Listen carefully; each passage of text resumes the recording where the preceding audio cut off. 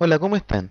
Mi nombre es Darío Olivares y soy estudiante de Ingeniería Informática en la Universidad Tecnológica de Chile, INACAP. Lo que vamos a analizar en este momento es cómo configurar, ¿cierto? Y ver los archivos de configuración donde se guardan las contraseñas y los diferentes tipos de usuarios. Comencemos.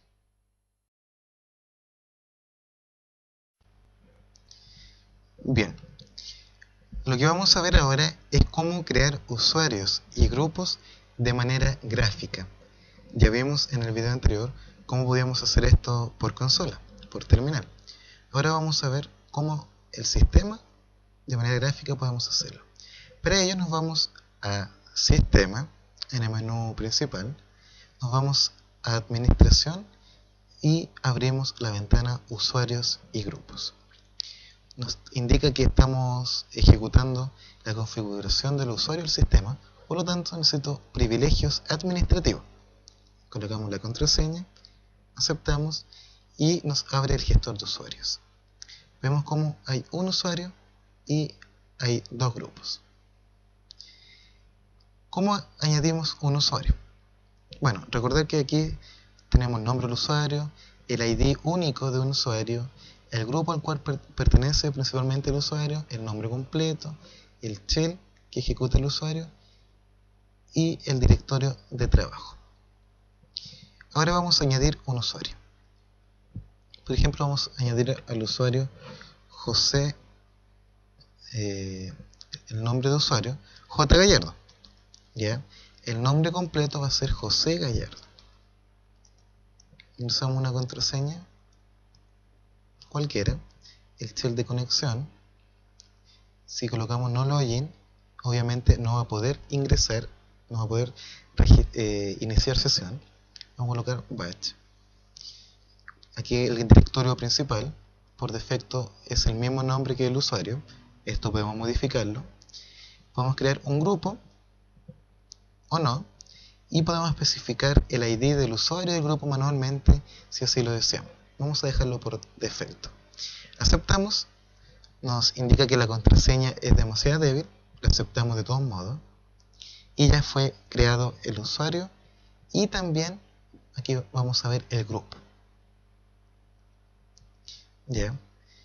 Un detalle, el ID de usuarios y de grupo, en el caso de Red Hat, para el sistema asigna de 0 a 499, asigna las ID tanto para usuario como grupo, la reserva para el sistema.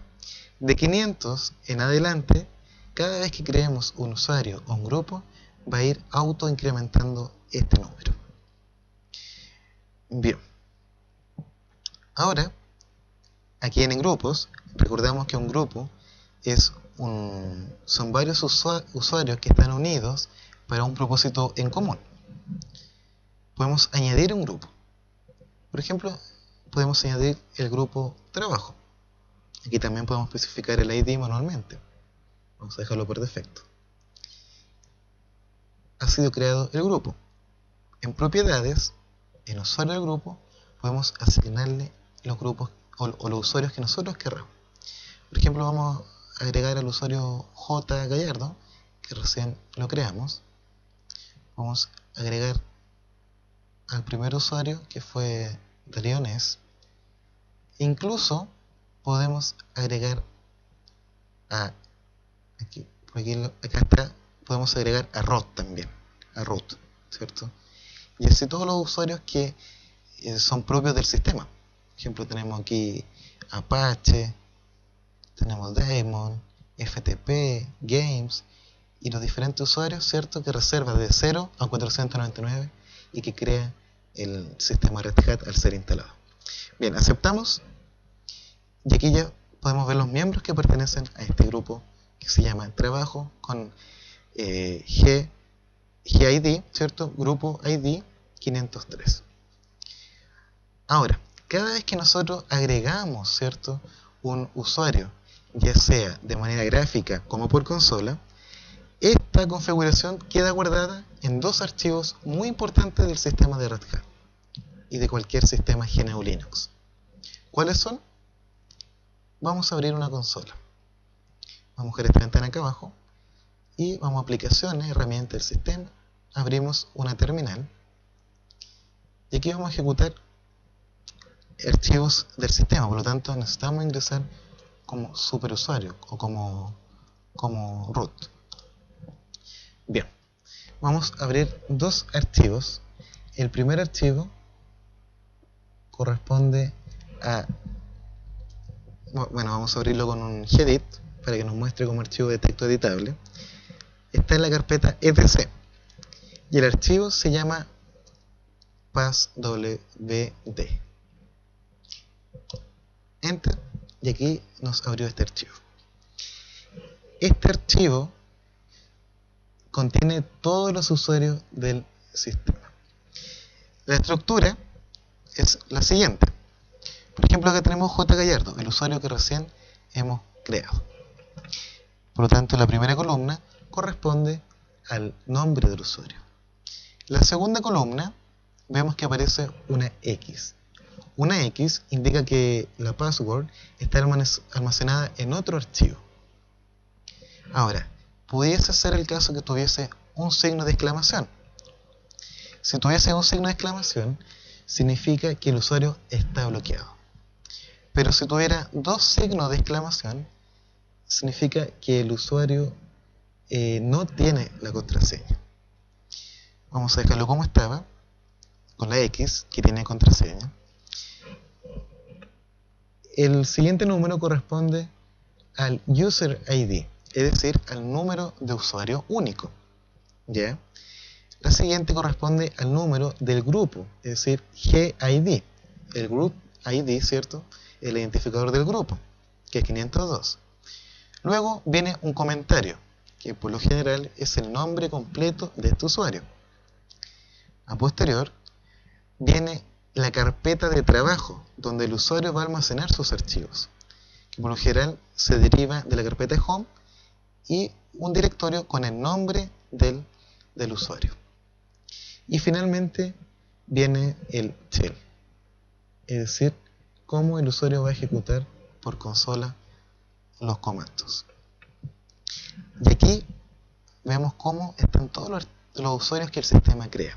Y en primer lugar siempre va a estar root, que tiene una contraseña, que es el usuario número 1, el grupo número 1, que su nombre es root, el comentario, que su directorio de trabajo es /root y que tiene el shell batch. Y así vemos cómo crear los diferentes, o almacena este archivo los diferentes usuarios del sistema. Diamond, Bean, y en fin, así, Mail, un sinfín de otros usuarios, que va desde 0 hasta 499. De 500 en adelante se reserva o está dedicado para los usuarios que se crean de forma física. ¿Ya? Así que este archivo, el passwd, contiene todos los usuarios que el sistema Red Hat tenga en este momento. Pero hay otro archivo. También vamos a abrirlo con gedit. También está en la carpeta etc. Y este archivo corresponde a Shadow. Lo abrimos. Este archivo también es sumamente importante en la gestión de usuarios, porque aquí están las contraseñas de cada uno de los usuarios y la configuración de la contraseña. Por ejemplo, acá último podemos ver a J. Gallardo. El nombre del usuario en primer lugar, ¿no es cierto? Y posteriormente, todos estos caracteres alfanuméricos y símbolos especiales corresponden nada menos que la contraseña, pero la contraseña cifrada o encriptada. ¿Ya? A posterior viene este número, 15.969, que corresponde a los días transcurridos desde la fecha 1 de enero, 1 del 1, del año 1970, que fue cuando Unix empezó a funcionar. Desde allí, desde 1 del 1 de 1970, los días transcurridos en que la contraseña fue cambiada por última vez. Los días desde esa fecha en que la contraseña fue cambiada por última vez. Posteriormente viene el mínimo número de días para el cambio de contraseña. ¿Ya? Siguiente columna corresponde a los días máximos de validez de la cuenta. En este caso 99.999 días, que por lo general corresponde a que o indica que esta cuenta no expira, sino hasta que alcance esta cantidad de días, por defecto. Luego viene el número de días cuando el sistema avise previamente que la contraseña va a caducar. Es decir, 7 días antes el sistema va a arrojar una alerta para el cambio de contraseña. Luego, aquí no tenemos nada, pero si hubiese algo, indicaría el días en que una password va a caducar. Después, para deshabilitar la cuenta. Es decir, la cantidad de días en que la contraseña caducó, los días después hasta que se inhabilite la cuenta. Por ejemplo, si hubieron 7, si no se cambió la contraseña como en el día que corresponde, 7 días después, hasta 7 días después, el usuario puede cambiar la contraseña, o si no, la contraseña, o sea, la cuenta se va a inhabilitar. Y finalmente, corresponde a la fecha de caducidad, desde justamente el 1 de enero de 1970, donde la cuenta, independiente de la contraseña, va a ser deshabilitada y el usuario, por ende, no podrá iniciar sesión. Así que este archivo, el archivo shadow, contiene toda la información respecto a la contraseña de cada uno de los usuarios, ya sea usuarios que el sistema haya creado o usuarios personalizados que hayan sido creados de forma física. Vamos a cerrar este archivo, cerrar sin guardar. Entonces ahí ya nosotros podemos hacer algún cambio. Por ejemplo, vamos a abrir el último archivo y ver cómo se va a modificar. Vamos a guardarlo, o sea, a achicar la pantalla, y vamos a hacer algunos cambios por consola y ver cuáles son los resultados. Vamos a abrir una nueva consola, porque la otra terminal está siendo ocupada por el archivo abierto. En esta nueva consola vamos a acceder como superusuario y vamos a ejecutar el comando shake, o se escribe change, que es para cambiar los días de expiración de las contraseñas. Con este comando, si nosotros, por ejemplo, colocamos el modificador D y colocamos la cantidad, colocamos un 0 y el nombre del usuario, por ejemplo, J. Gallardo, que es el usuario que tenemos acá, aquí nosotros estamos cambiando la columna que indica los días que transcurrió desde el 1 de enero de 1970, la cantidad de días en que fue cambiada la contraseña. Bueno, esto en términos muy simples significa que vamos a obligar al usuario, cuando la próxima vez que inicie sesión, a cambiar obligatoriamente su contraseña. Hacemos Enter. Nos dice que aquí el archivo ha cambiado. Recargamos.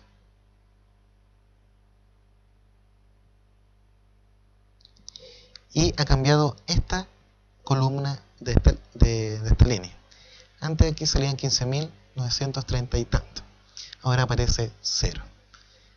Al colocar 0, por aquí con este comando por terminal, estamos obligando a que el usuario cambie su contraseña la próxima vez que inicie sesión. Vamos a comprobarlo. Vamos a cerrar esta sesión, logout, y ahora vamos a iniciar como J. Gallardo. Nos pide la contraseña, la ingresamos y fíjese el mensaje y la alerta que nos envía. Dice, debe cambiar la contraseña inmediatamente, aplicado por el usuario root, cambiando la contraseña de J. Gallardo. La contraseña actual nos pide y nos pide una nueva contraseña.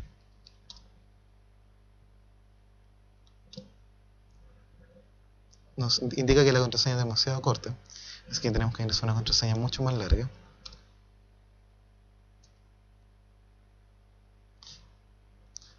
Bueno, vamos a ingresar nuevamente, ya que el sistema valida la contraseña para que no sea muy simple.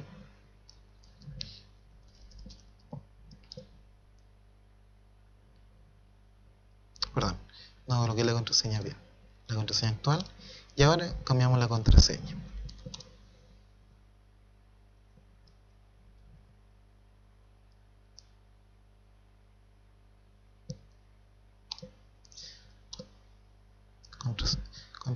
La actual contraseña, y ahora viene la nueva contraseña, ahí sí.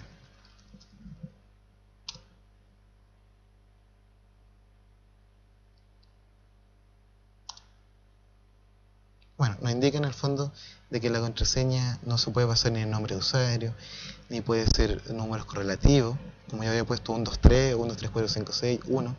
Eso nos está indicando que tampoco se puede basar en el nombre de algún usuario del sistema.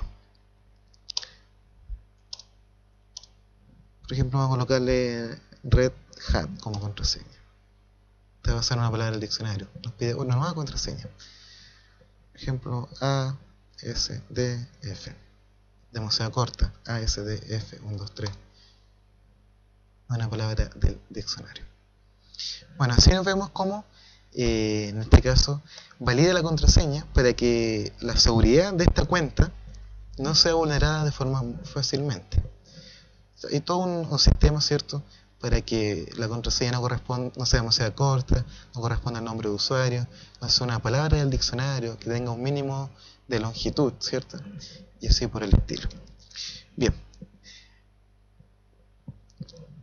Ahora, lo que vamos a hacer es obtener la información del usuario, o sea, de la contraseña de este usuario. Para ello vamos a utilizar el comando, vamos a ingresar nuevamente como superusuario.